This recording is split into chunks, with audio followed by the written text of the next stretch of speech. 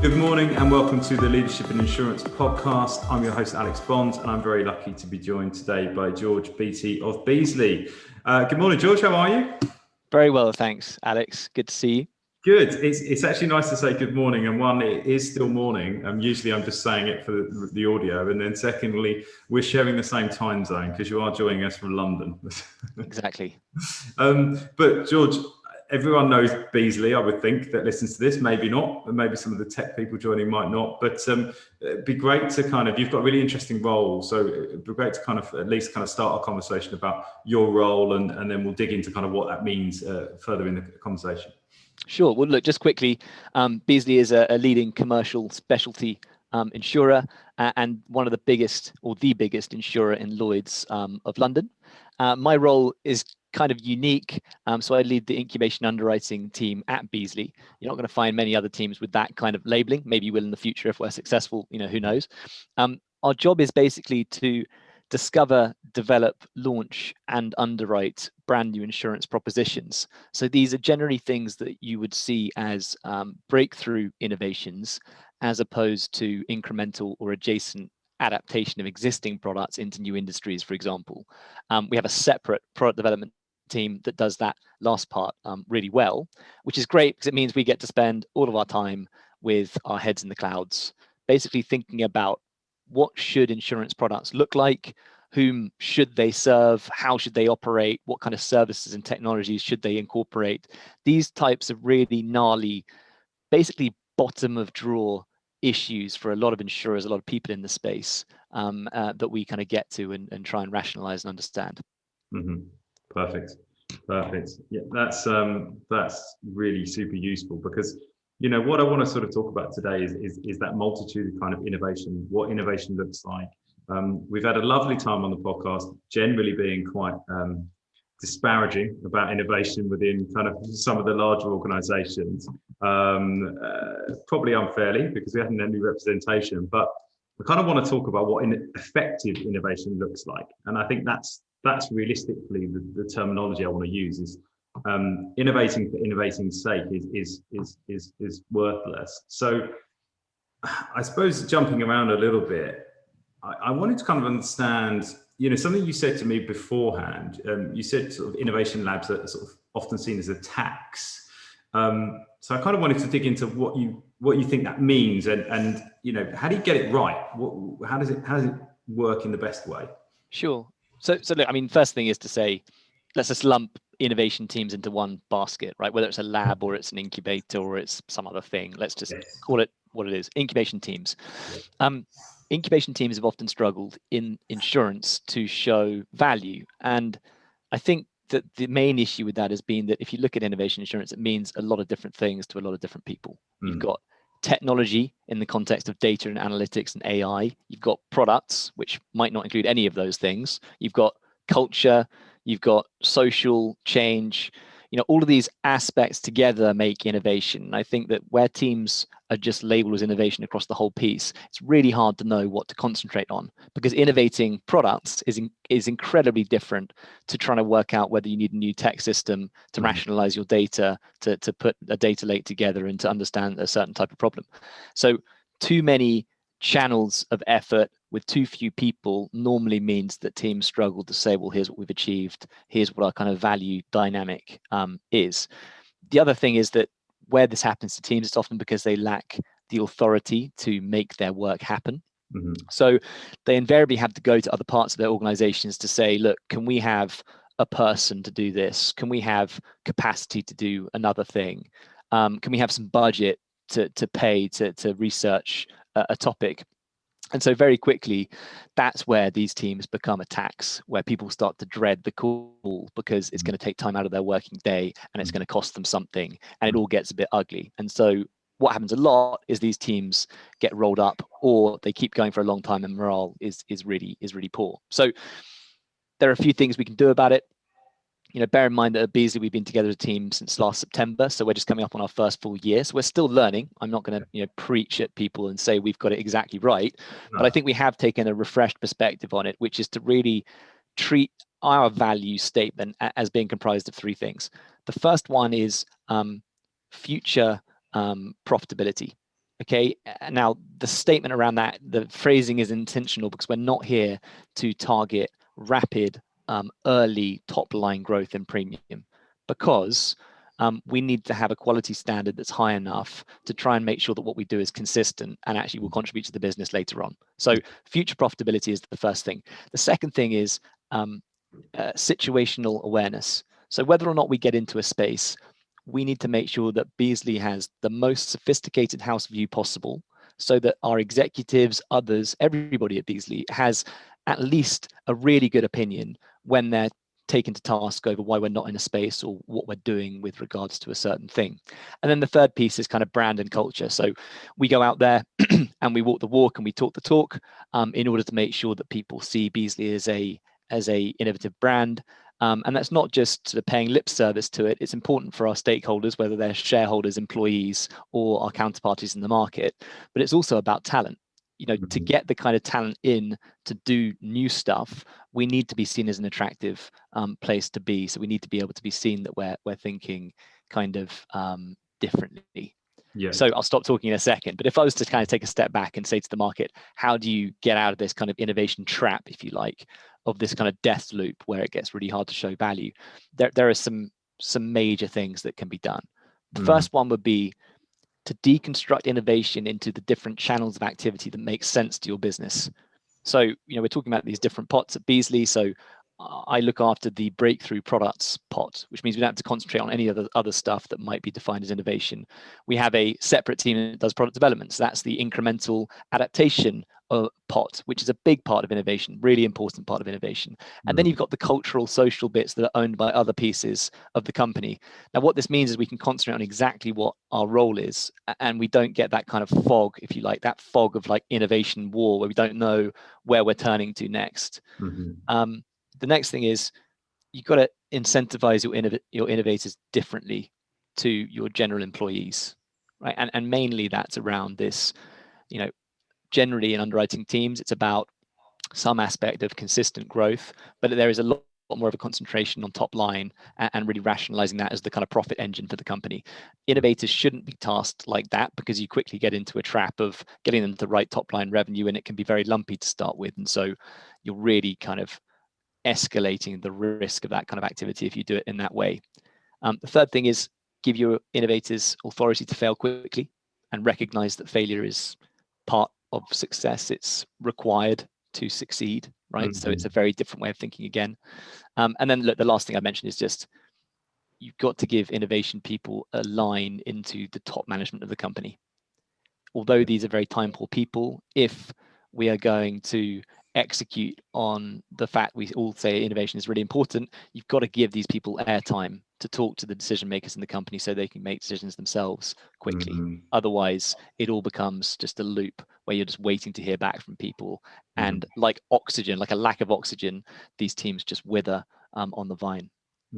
Sorry, that was a lot of words, but does that make sense? There are a lot of good words, well put together, but there was so much to unpick there. I mean, I think one thing that's been a bit of a thing that we sort of came towards the end of there was just about the kind of line into the top. And I think that's something that I think there's a cultural thing, particularly in the UK, but I think in larger businesses where there's a load of lines of things that we know are important to the business, which don't get enough of a feed into the top line. Now, so if we think of kind of, because innovation, another way of looking at innovation is R&D, right?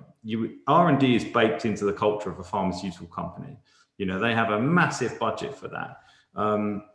Technology companies have big budgets for R&D. It's baked into the kind of nature. It might even be baked into the working week. A Google or a Facebook might give you a day a week where you just look at work on your own stuff. And we just haven't baked that into the insurance industry because it's kind of full of, and maybe it's a little bit of focusing too much on the past. It's very important to recognize that it's a 300-year-old industry and it has all these kind of traditions and all of that's charming and important.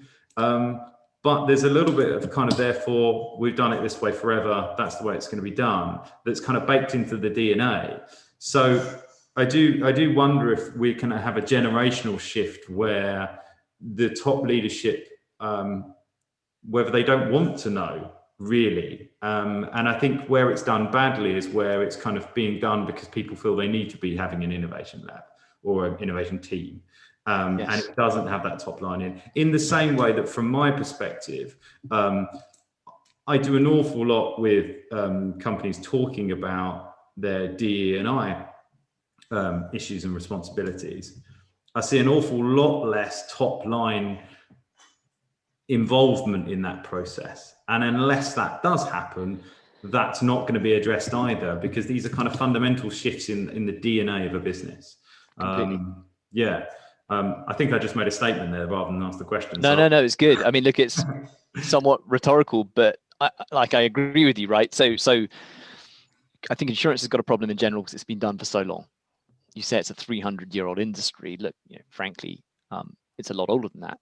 Yeah. Some few thousand years BC in ancient Sumeria, you could get bottomry contracts for your vessels going to different parts of the world, right? If they sank, you get a payment. I did not know that. There we go. Yeah. So insurance, right, comes from this cradle of civilization. So currency came out of ancient Sumeria. Kuduru was like a wooden duck and it represented value. That's the first currency that we have in the world. And insurance came from there as well. And so it's like the oldest industry, financial industry out there, it's very closely associated with banking and that kind of statement of value. And so we have this kind of clash, right, between conservative values around consistent underwriting and the need to adapt to a changing world. We know that we're catering for less and less risk that the average company faces. 80% of the average company value today is based in intangible assets. And you look at the available insurance products and it's all about tangible stuff. It's about property, it's about machinery, it's about people. And that's all great because all of that is still valuable, but we're very quickly losing sight of what is actually driving the risk dynamic for companies. And where we've been able to plod along for the last few decades, I think we're going to see a really acute drop-off of relevance if we don't start to get that right pretty quickly. We do not have time to sleepwalk into this as a crisis, as an industry, because we're going to find our relevance wanes to the point where actually our share of risk wallet, if you like, has diminished to such a point that people no longer talk about insurance when it comes to mitigating risk or dealing with risk. It'll become about other types of structures. So we are in a broader existential struggle for continued relevance, which I don't think people really understand. And the other thing I think is particularly relevant to insurance is this concept that age in some way represents capability. So the thing I always talk about is age is no more a guarantee of capability than youth is a guarantee of innovation. Yes. Right. It takes all sorts of people of different sizes, orientations, and everything else to do jobs successfully, including innovation. And I don't think this industry gets that right. If you look at other industries, you get a range of people. Doesn't matter what age they are. It's about their aptitude and their capability. You could be a 25-year-old MD in banking if you're good enough. I'd love to see some more of that type of thinking in insurance, where it's about your aptitude and capability rather than any of the other factors that we define as being frankly overly important. It's not to say that numbers of years in the job can't equal experience, and that's really vital, because of course it is, right? There's a reason that people have been around for a long time. They've seen a lot of stuff, and that's really vital. But we shouldn't just forget about innate quality of certain people to understand issues, whether it's EQ or IQ, just to kind of get across things. If we could get better at that, I think we'd see a bit more entrepreneurialism in the industry and maybe a bit more acceptance of just widening that kind of bubble of addressable risk, so we can maintain that relevance heading into the future. There's so much I want to get into there, because that's really kind of screaming from the hymn sheet of the stuff that I'm interested in, because obviously you have a wider look of the world when you work in my role, because my role is to sit across different businesses, and I sit across traditional insurance businesses that are trying to innovate, and I work with technology businesses that are completely new as talent to the industry, but they're building what they see as a tech solution, and they're a tech business that just happen to service the insurance industry. And I had a brilliant conversation with someone the other day, and it was an insurtech that offers a parametric cover for a gap in the insurance offering of the traditional insurance market. And what they were saying, which was great actually, they said, I'm so bored of hearing this insurance is broken. And essentially, having heard what you've just said, it really kind of put those two conversations together. Insurance is not broken at delivering what it's always been around to deliver for, which is ensuring physical risk. It's particularly good at, the traditional lines of business. The challenge is the business world as we know it is changing very, very dramatically. There's much more intangible risk, and we've just not adapted or set up to deal with that risk. And the challenge there is then you're saying that the experts on that risk are not currently in the insurance industry, and we're not doing enough to bring them in. That doesn't mean the insurance industry can't tackle those risks. It just means we can't tackle them with the existing kind of talent base, because they're not the people for it. If you're talking about the kind of more, things like internet downtime, you need to have a deep tech understanding of kind of servers and the kind of like the global infrastructure of the internet, for example, that is completely different to kind of like cyber risk as we offer it, and it's completely different to kind of the types of lines of business we offer, and then kind of what you indemnifying someone for. If you've got a Shopify store and what does your business interruption cover look like in that instance? And there's a million and one examples that we could give, but the sort of talent into the industry isn't there for those new emerging risks. And look, I agree with you, but one point of challenge would be we don't know what our current talent pool can do, because we don't allow them to do anything other than the silos that we provide them with, right? So insurance, you get funneled into geography, product all the time because we love specialists. But because, to your point, those specialist areas are aligned with products we've always done, we have no lateral movement, right? People are literally disincentivized from looking at anything other than what they've been told to look at. So we can't blame people for not innovating if they're not given any breathing space to think about things differently. And so I think it's about building coalitions. You look at something really new like system downtime. Okay, yes, as a coalition, you need to have the ability to understand that issue better than any part of this on its own. However, it's not necessarily the case that the insurance industry has to have the world expert on cloud computing in the insurance industry working for an insurer. My view would be very much more that you just bring these different aspects together on a partnership basis. So, one of the things we I think do quite well, or have done well so far, is to acknowledge our shortcomings and to almost like a kind of hub and spoke model, treat a product around a pain issue as a kind of hub for getting best in class attributes in one place. So, okay, maybe the insurance piece comes from us. We provide the capacity to pay for the issue when it occurs, but you bring in those other services from third parties and you allow them to wear their brand within that vehicle. So it doesn't all have to be labeled as Beazley. It doesn't cheapen our brand if we have the best AI offering for a certain issue alongside us. Actually, it makes us look more mature. It makes us look better connected and more relevant.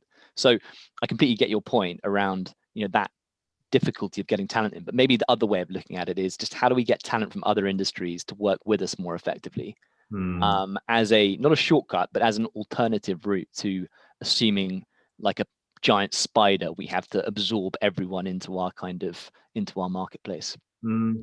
Yeah, I think it's a really important point to make. And if you look at the kind of tech world is completely full of partnership, and innovation comes in partnership all the time.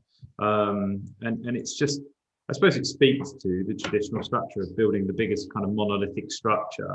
It represents kind of the tech structures and tech stacks we're used to seeing in kind of incumbent insurers as well. That tech stack is changing, and everything has to be open API. Everything has to connect and talk to each other, and we need to do that on a business format as well. We need to operate like that as kind of individuals to drive innovation, because the coalition point as well is that if the industry doesn't change, then that's where the existential threat comes from. Sort of operating as a silo, one business trying to do it on their own is too big a challenge to tackle. Yeah, and imagine it like a supermarket. Supermarkets in the 1930s contained certain products that people wanted to buy at that time.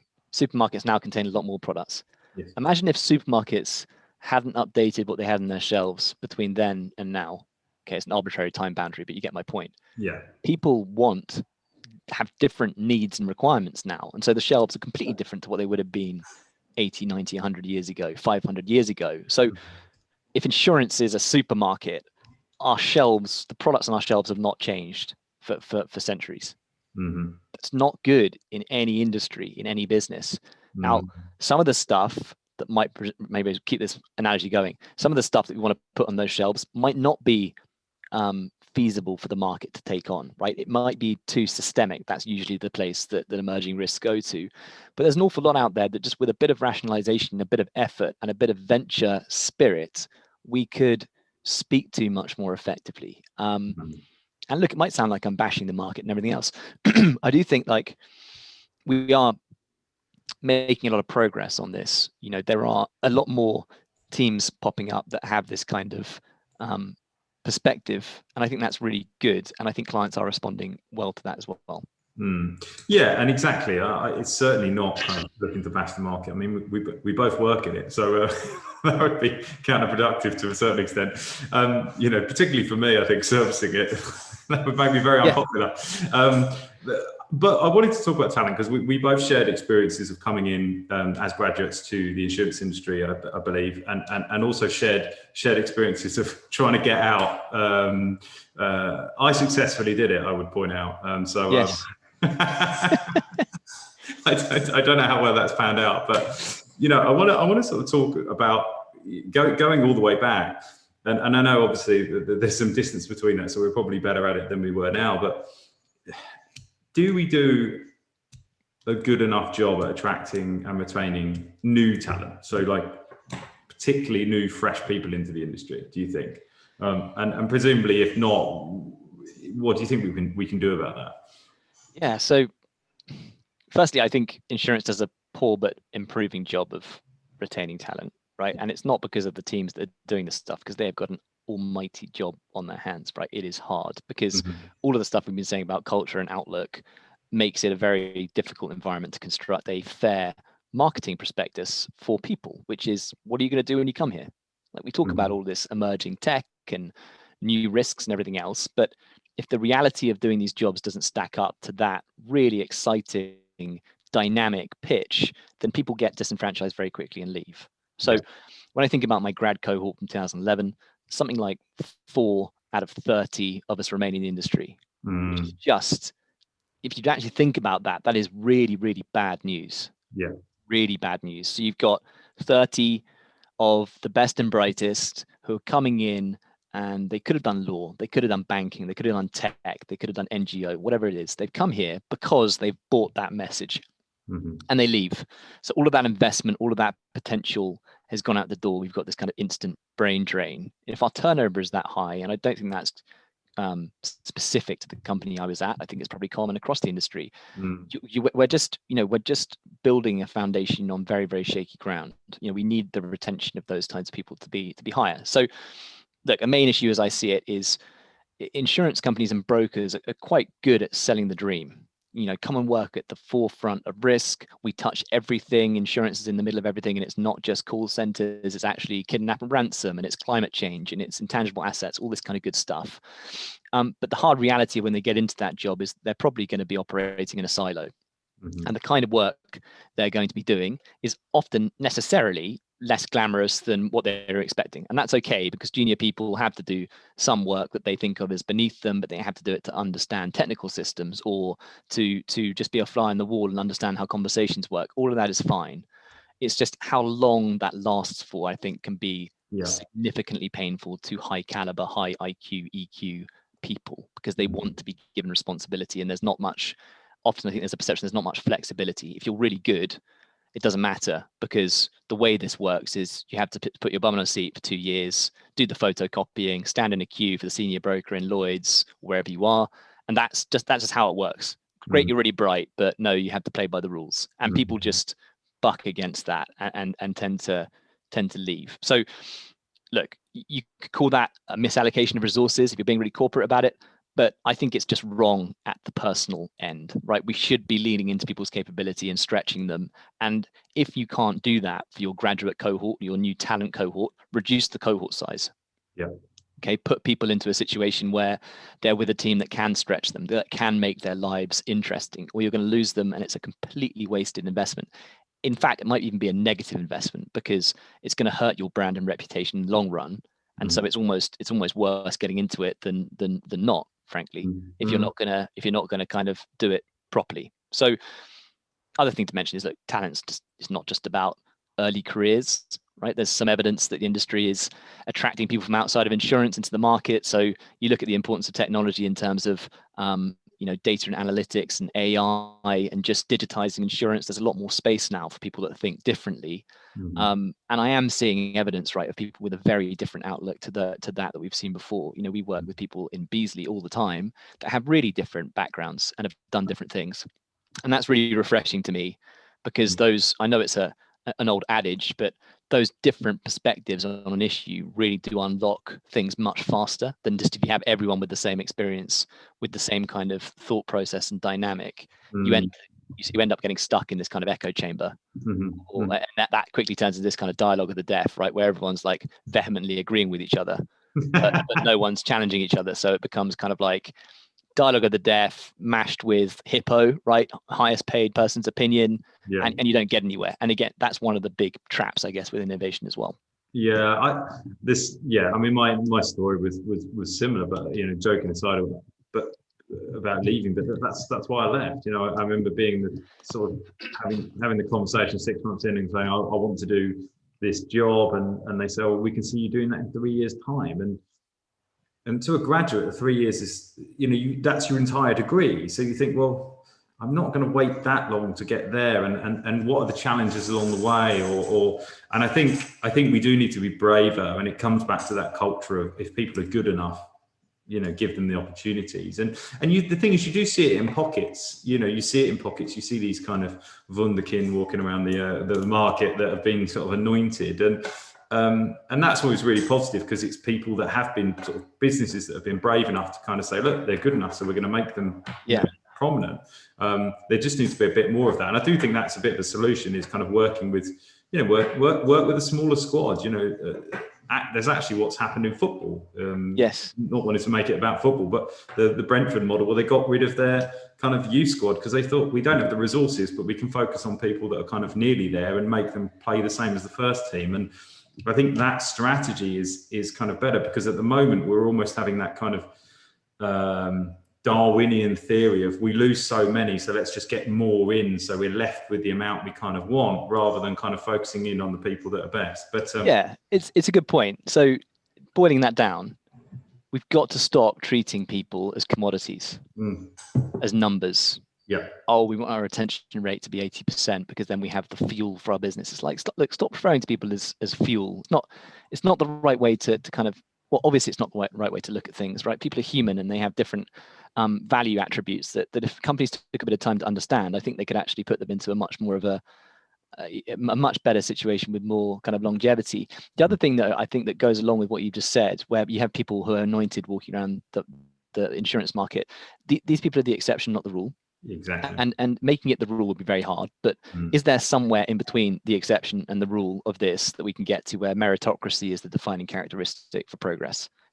I would hope it is. And as we said, other industries get this right, and we should look to them to learn something. Are there lessons we can take from these other places and bring into it? The other interesting thing I thought I read about the other day was this idea of bozofication.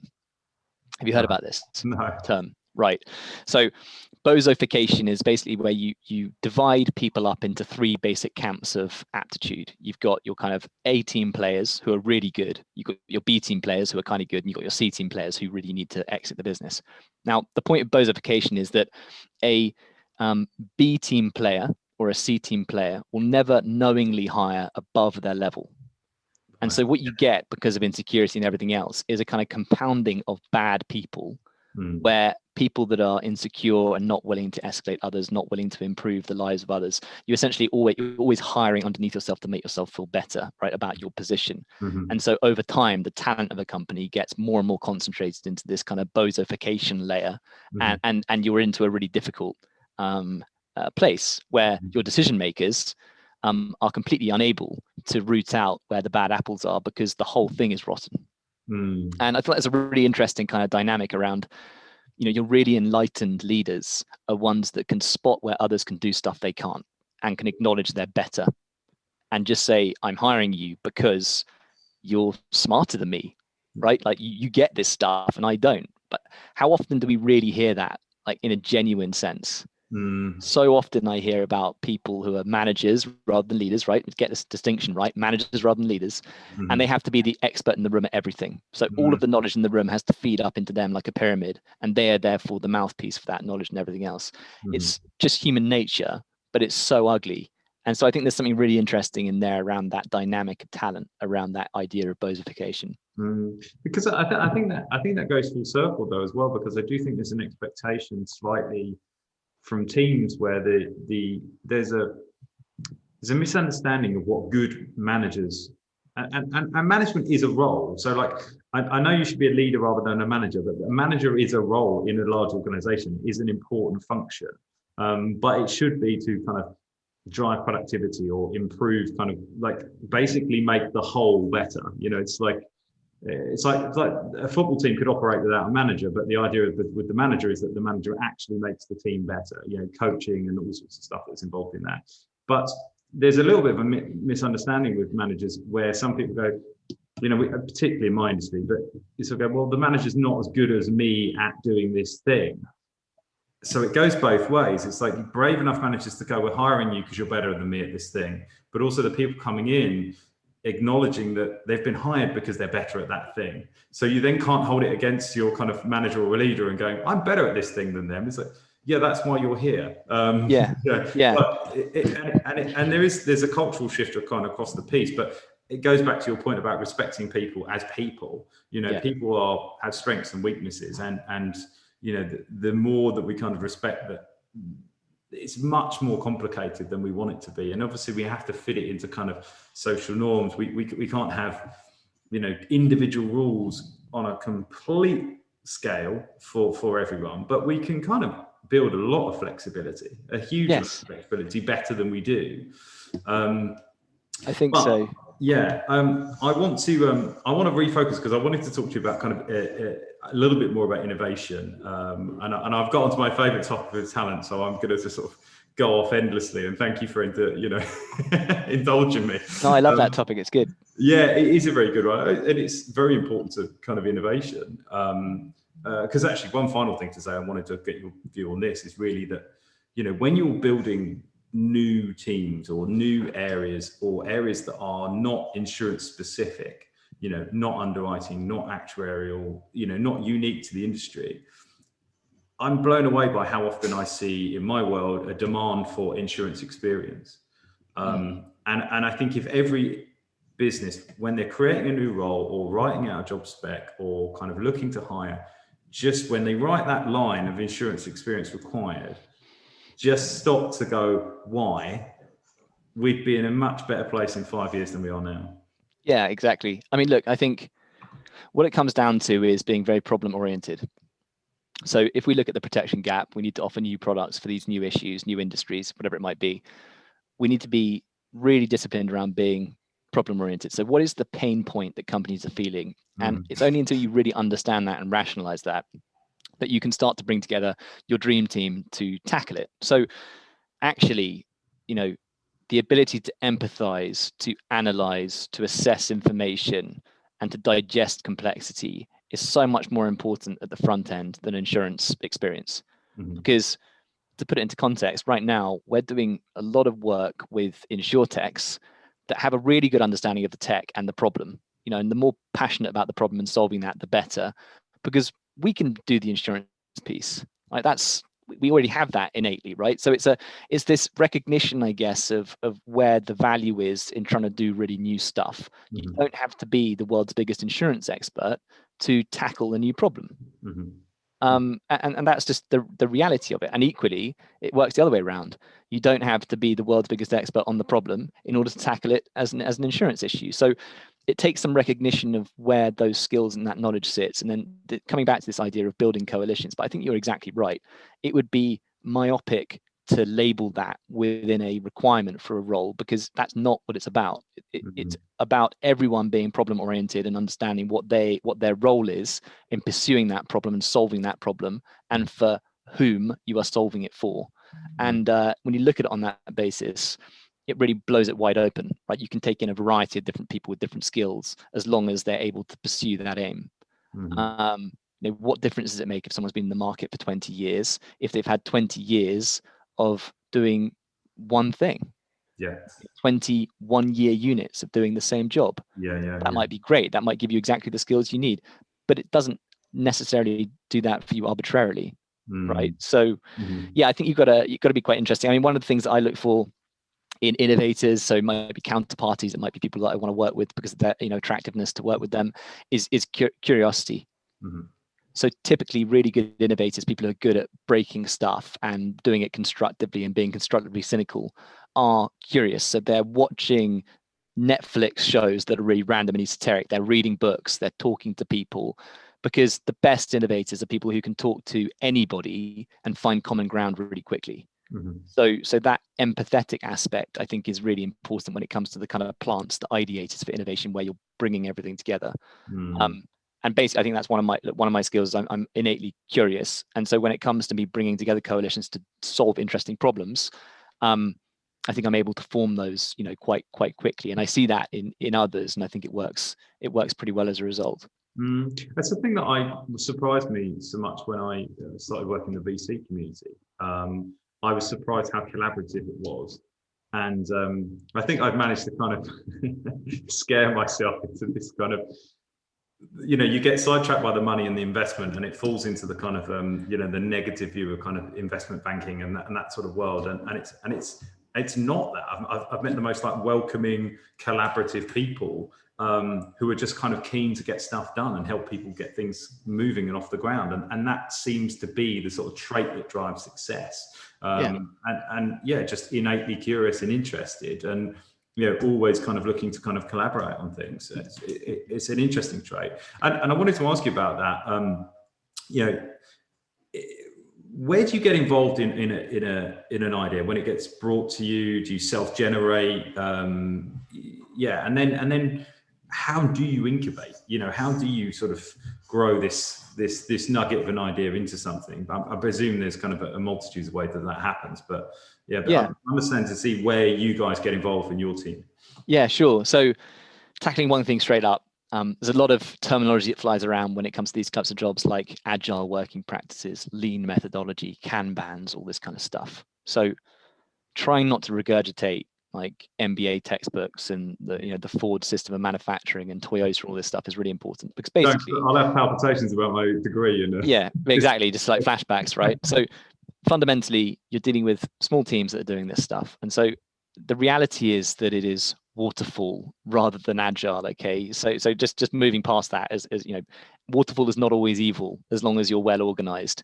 Now, when it comes to, when ideas come to us, we're doing a lot more work with insurtechs than I think we thought we were going to do. We thought we were going to be dealing with ideas in their purest sense and how we manufacture products around that and launch them into the market. Now, we are doing that work, but a lot of the time, insurtechs coming to us and saying, we've got a really good idea of this problem and how to solve it with tech, but we really don't know about the insurance piece. So how do we do a rating model? How do we do a wording that makes sense? How do we do all the administrative structures around how we actually start underwriting? And we can very easily slot into place and do that. Again, along the theme of, let's not try and be all things, because we don't have to be, right? We're building coalitions. So in that case, a very sophisticated understanding of the problem is coming to us. And so something is semi-baked, and we can slot in and accelerate that and make sure it gets to market. The other side of it is those pure ideas where we have a sense of a pain point that is not being met by the market. And we try and look at those thematically. So in 2021, we're looking at intangible assets and climate change in that context. We want to hear about problems in that space that we can digest and rationalize into discernible product.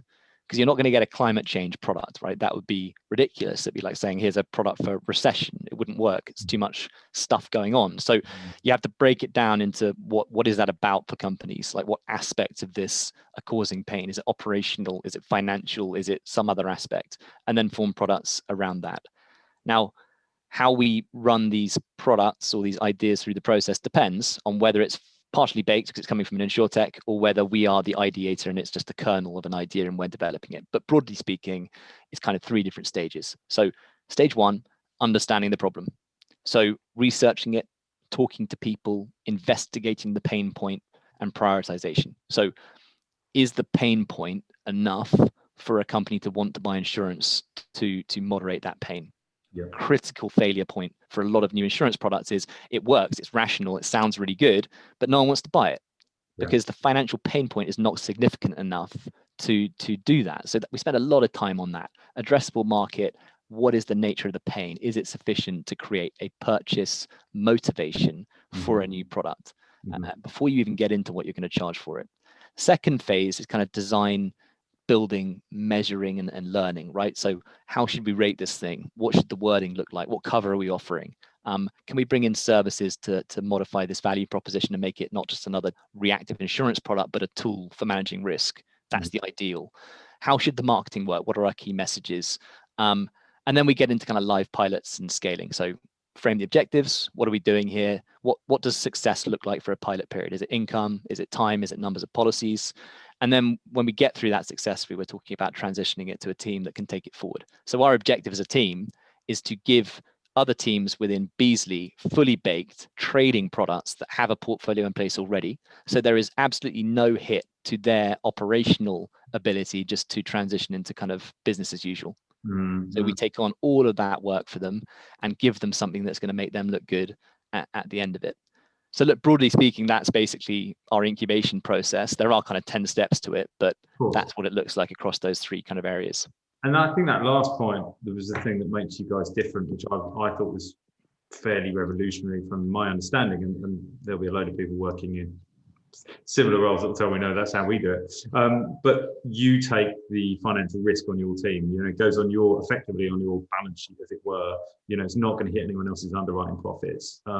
I just think that's just, it's very simple to say, but it's not how I see these things working, because, and then you presumably there's nothing but support coming from those teams because they want you to succeed. They want you to win. They're happy to kind of contribute their kind of, you know, brain power, knowledge in the sector. Whereas if you say to someone, oh, we're going to trial this thing, oh, it goes on your P&L.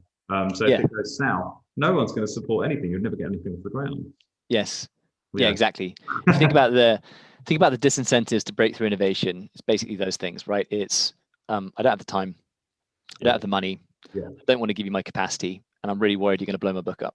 So by taking those bits off the table, and look, it's easier said than done, right? So we're lucky with Beazley because we have a very, very unique cultural environment where we have a lot of support to do that. But essentially, it is those components, right? So we resource the ideation and the underwriting of the product. We separate that product from the P&Ls of the teams that may one day inherit this. So they inherit the product when they're comfortable. If they're not comfortable, then we run it off, and it never hits their P&L. Doing that is really, really hard. And a lot of listeners to this will be going, wow, that sounds great, but how do I rationalize that with accounting and with how we, you know, these are really difficult questions to get right. So one of the things that goes into doing this successfully is spending the time laying the foundations, getting all the plumbing done so that there's no debate or dispute as to how it all works. Otherwise, you're doing everything kind of retrospectively, and that doesn't work at all. But yeah, we tried to eliminate those disincentives to breakthrough innovation. And you're right, generally the teams are really excited to hear from us, which is such a nice change compared to what I say that other innovation teams face, because hearing from us means we might have something for them that's going to make them look good and will contribute to their compensation and their book, you know, down the line. So I think it's a win-win, really. Yeah, I completely agree. And I'm conscious of your time, so I'll make this the last question, but it's probably going to be a big one considering how your curiosity lies. I was going to ask you just, you know, of the things you're seeing at the moment. I know that you kind of look at things thematically, but what's kind of getting you excited at the moment? What are you interested in innovation-wise that you're seeing that you think either themes-wise or technology-wise or kind of, you know, or as diverse as you want to take it, that's kind of got your interest at the moment in time? Yeah, so look, 2021 objectives were chosen as kind of being intangible assets and climate change because there's such dynamic areas. There's so much pain in those areas right now for companies, and it's kind of growing, right? Intangible assets is actually a store of value, right? We discussed how much of a company is proportionally intangible assets. So right now, that's a mixture of pain and opportunity. Climate change is much more directly pain. You know, companies are struggling to understand what to do about it. And a lot of the time right now, it's really political as opposed to around risk transfer. But there are certain industries and certain companies that are really struggling right now with the manifestation of climate change, in that events are not 1 in 100 years anymore. They're 1 in 50 or 1 in 20 or even 1 in 10, right? So the dynamic we've had for hundreds of years around the feasibility of different things occurring has changed. And so rating models have to update, and there are opportunities within that updating process for discernible, bespoke, breakthrough products that do new things.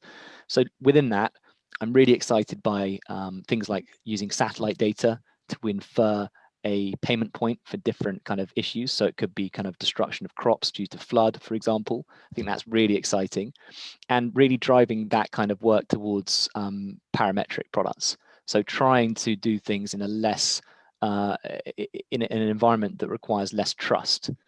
So I know that insurers often stand behind trust as, we're going to pay your claim, but paying your claim is the product of a very convoluted process where invariably policyholders actually have quite low trust that the insurer is going to do what they want to do. So there are a few ways around this. You can either expose yourself to disappointing them, or you can create contracts that don't require trust because they're binary in whether they pay or whether they don't.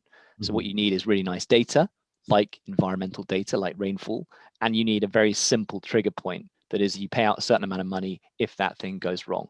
So we're really moving away from the indemnity principle on that type of business. I think that's really cool. I think buyers really understand that and they like it, because moving towards more trustless interactions, I think, is probably pretty sensible. The other side within intangible assets that really excites me is around crypto assets. So the insurance industry generally has had a pretty slow realization that this space is kind of here to stay, and it's getting very legitimate very quickly. You've got the IPO of Coinbase in the US, for example. You've got regulation increasing across the board. You've got a lot of value being created in this space right now. Now, the market's approach to date has been very piecemeal. No, we won't offer cyber for these companies because, we feel like it might be linked to criminality, all this kind of stuff. The market has got to rationalize that perspective into what is insurable and what is not. The answer cannot be we don't really get it, so we can't be bothered, so we're not going to insure any of it, right? We've got to kind of get this right, because new industries that come along deserve to have proper evaluation as to what can be done and what can't be done. So that's really exciting to me. I think within that, when we look at things like blockchain technology and we look at things like decentralized finance. So again, can we build insurance contracts on Ethereum, for example, where we actually knock out any kind of required intermediation, so we can actually have two counterparties just trading directly with each other, using this protocol to host the contract? I think that's really exciting. And it's not to say that we want to completely upend the value chain, because there's a lot of value in intermediation a lot of the time, particularly with complex stuff. But when you've got basic transactions going on, basic insurance ideals, then doing this simply and without as much cost in the middle is eminently sensible.